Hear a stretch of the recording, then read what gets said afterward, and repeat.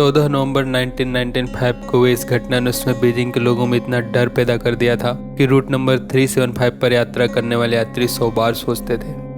आज भी रात में लोग उस रूट पर यात्रा करने से परहेज करते हैं। ये घटना चीन की सबसे हॉन्टेड घटना मानी जाती है। बीजिंग से फ्रेग्रेंट हिल्स के लिए रूट नंबर 375 पर एक बस चलती थी। नवंबर की सर्द रात में चारों तरफ कोहरा छाया हुआ था। उस रूट पर देर रात चलने वाली यही आखिरी बस थी। हल्की बारिश भी हो रही थी। बस स्टॉप पर एक नौजवान, एक बूढ़ी औरत और एक यंग कपल इंतजार कर रहे थे। कभी कभी बारिश के बौछारों से वो गीले भी हो जाते थे। ठंड भी अब बढ़ चली थी। अब तो सबको इंतजार था कि कब बस आए और कब सब अपने अपने घर पहुंचे।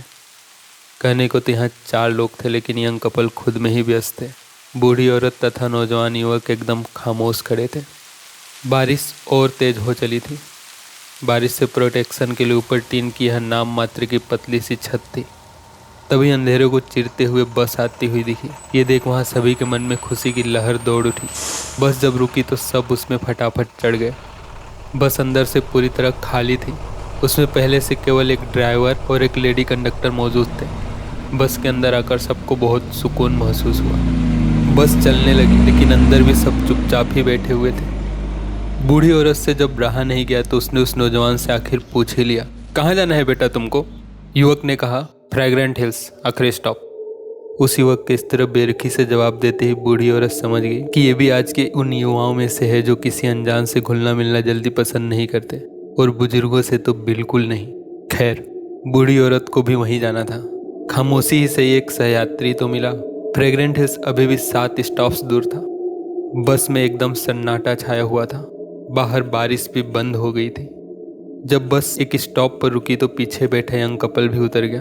अब तो बस में और खामोशी छा गई। केवल इंजन की हल्की आवाज ही आ रही थी। बस अपनी पूरी रफ्तार से मंजिल की तरफ बढ़ी जा रही थी। तभी रास्ते पर 2 लोग खड़े दिखे, जो बस रोकने के लिए हाथ हिलाकर इशारा कर रहे थे। ड्राइवर ने गुस्से से कहा, यहाँ कैसे बस रोक दूं? ये लोग बस स्टॉप पे नहीं खड़े हो सकते थे क्या?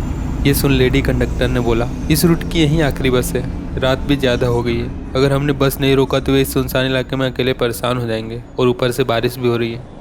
ये सुन ड्राइवर ने बस धीमी कर ली और उसने उन लोगों के सामने ले जाकर बस रोक दी। जब वे अंदर चढ़े तो उन्हें देख एक पल के लिए सभी असहज हो गए थे। वे कुल 3 लोग थे, जिन्होंने ट्रेडिशनल चाइनीज़ कपड़े पहने हुए थे। उनमें से 2 लोगों ने बीच में तीसरे व्यक्ति को अपने कंधों के सहारे उठा रखा था, जिसकी गर्दन झुकी हुई थी और केवल बाल ही नजर आ रहे थे। वे जाकर बस की एकदम पीछे वाली सीट पर बैठ गए। लेडी कंडक्टर ने धीरे से बड़बड़ाया, किसी ड्रामा कंपनी के लगते हैं। ये सुन ड्राइवर ने बस स्टार्ट कर दिया और फ्रेग्रेंट हिल्स की तरफ भगाने लगा। ऑलरेडी काफ़ी देर हो गई थी। इधर बूढ़ी औरत सहमी हुई थी। वो बीच बीच में पीछे मुड़ती और उन तीनों को देख लेती। उन्हें देखकर न जाने क्यों और भी डर जाती। फ्रेग्रेंट हिल्स अभी भी 5 स्टॉप दूर था। बस अपने पूरी रफ्तार पर थी, लेकिन अब आधी रात होने आई थी, और ऊपर से वे तीनों जिन्हें बूढ़ी औरत पीछे मुड़कर एक बार जरूर देख लेती थी। ऐसा ही काफ़ी देर तक चलता रहा। तभी बूढ़ी औरत अचानक कुछ ढूंढने लगी। शायद उसकी कोई चीज़ खो गई थी। बूढ़ी औरत ने गुस्से से अपने बगल में बैठे युवक से कहा, अरे तुम तो चोर निकले। तभी मैं सोचूं मेरी बातों का जवाब क्यों नहीं दे रहा है। तुम्हारा सारा ध्यान तो मेरी पर्स पर था। चलो जल्दी से मेरा पर्स वापस करो। ये सुन युवक ने कहा, पर्स? कौन सा पर्स? और मैं कोई चोर वोर नहीं हूँ। बूढ़ी औरत ने कहा, देख तो सीधे तरीके से पर्स वापस करता है, पुलिस थाने ले चलो। बहुत अच्छी तरह जानते हो तुम जैसे लड़कों को। तुम लोग बूढ़े लोगों को लूटने में माहिर होते हो। उनका झगड़ा सुन कंडक्टर दौड़ते हुए उनके पास आई। लड़के ने कहा, हाँ तो कर दो पुलिस में शिकायत। मैं किसी से डरता वरता नहीं हूँ। जब चोरी की ही नहीं तो डरना क्या? बूढ़ी औरत ने कहा, तू ऐसे नहीं मानेगा, चल पुलिस स्टेशन, वहीं लोग तेरी हेकड़ी सीधी करेंगे। उसने लेडी कंडक्टर से कहा, सुनो, बस रुकवाओ, यहाँ पुलिस स्टेशन है। इसे आज ऐसा सबक सिखाऊंगी कि आज के बाद कभी किसी बुजुर्ग को लूटना तो दूर, उनके पास भी नहीं भटकेगा। ये बोलते हुए बूढ़ी औरत ने उस युवक का कंधा पकड़ लिया ताकि भाग न जाए। लेडी कंडक्टर ने बस को वहीं रुकवा दिया। बूढ़ी औरत गुस्से में बड़बड़ाते हुए उस युवक के साथ नीचे उतरी। बस चली गई। यहाँ एकदम सन्नाटा छाया हुआ था।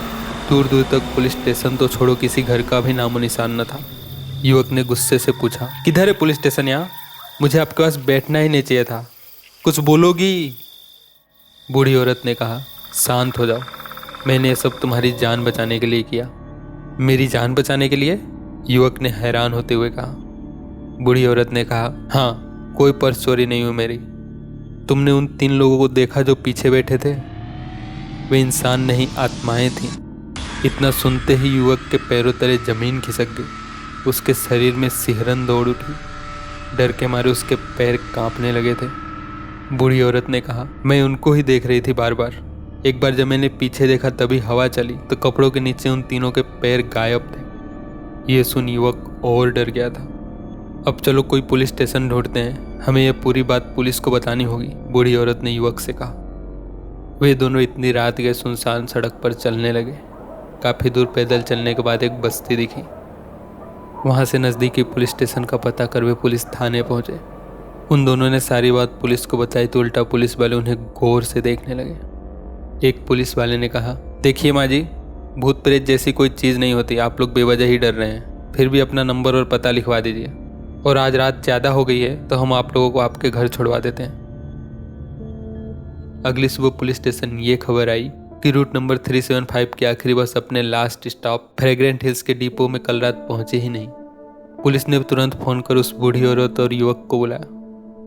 उनकी बात को सीरियसली लेते हुए उनसे इस बार अच्छी तरह से पूछताछ की गई।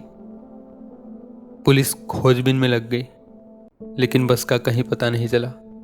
इसी बीच ये बात मीडिया में भी लीक हो गई। पुलिस के ऊपर अब चारों तरफ से दबाव था। 2 दिन बाद 16 नवंबर 1995 को वहां से करीब 100 किलोमीटर दूर म्यून रिजर्वायर में वो बस पाई गई। जब बस को निकाला गया तो उसमें 5 लाशें मौजूद थी। बस ड्राइवर और कंडक्टर की लाशें तो ठीक थी, उनकी 2 दिन पहले मौत हुई है ऐसा देखकर लगता भी था, लेकिन बाकी की जो 3 लाशें थीं वो एकदम सड़ चुकी थीं, मानो उनकी मौत हुए कई महीने बीत गए हों। फॉरेंसिक टीम ने जब रिपोर्ट सौंपी तो उसमें भी यही बात सामने आई। ये देख वहाँ डर का माहौल छा गया था। लोग तो तब और डर गए जब डिपो वालों ने यह बात बताया कि बस इतनी दूर आ ही नहीं सकती, उसमें इतना डीजल ही नहीं था। बसों में डीजल बस डेस्टिनेशन तक पहुंचने भर का ही डाला जाता है। जब पुलिस वालों ने फ्यूल टैंक चेक किया तो सबके रोंगटे खड़े हो गए, क्योंकि टैंक पूरी तरह से ताजे खून से भरा हुआ था। पुलिस ने जब रास्ते में लगे सीसीटीवी फुटेज खंगाले तो बस ने जहां बूढ़ी औरत और युवक को उतारा था उसके बाद से किसी भी कैमरे में नजर नहीं आई। तो कैसी लगी आपको हमारी एनिमेटेड कहानी? अगर पसंद आई तो चैनल को सब्सक्राइब करें और अपने दोस्तों के साथ शेयर जरूर करें। धन्यवाद।